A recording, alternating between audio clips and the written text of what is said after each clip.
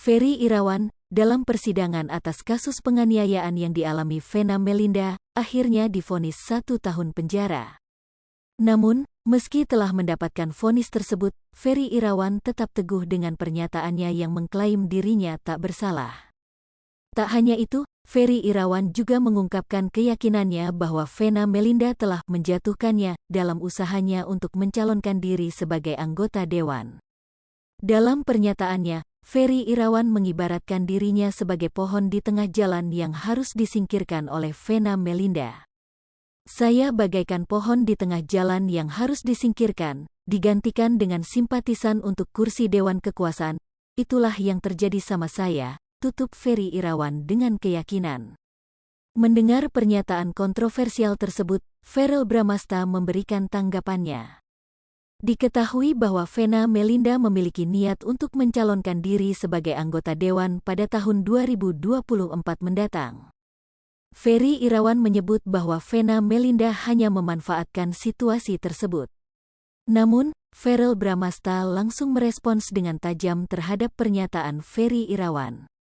Ia menekankan bahwa pernyataan Ferry Irawan hanyalah omong kosong. Verrell Bramasta yakin bahwa Vena Melinda tidak memiliki niat buruk seperti yang dituduhkan oleh Ferry Irawan. Aku kenal banget sama mama aku, nggak mungkin mama aku kayak gitu, ujar Verrell Bramasta dikutip dari kanal YouTube Trans TV. Ia menegaskan bahwa Vena Melinda telah berjuang dengan gigih melawan kekerasan dalam rumah tangga hingga titik darah penghabisan. Oleh karena itu, tuduhan yang dilontarkan oleh Ferry Irawan dianggap tidak memiliki dasar yang akurat. Verrell Bramasta juga menyatakan bahwa pernyataan Ferry Irawan hanya membuat situasi semakin memanas. Ia menekankan pentingnya untuk tidak menambahkan api dalam situasi yang sudah membara.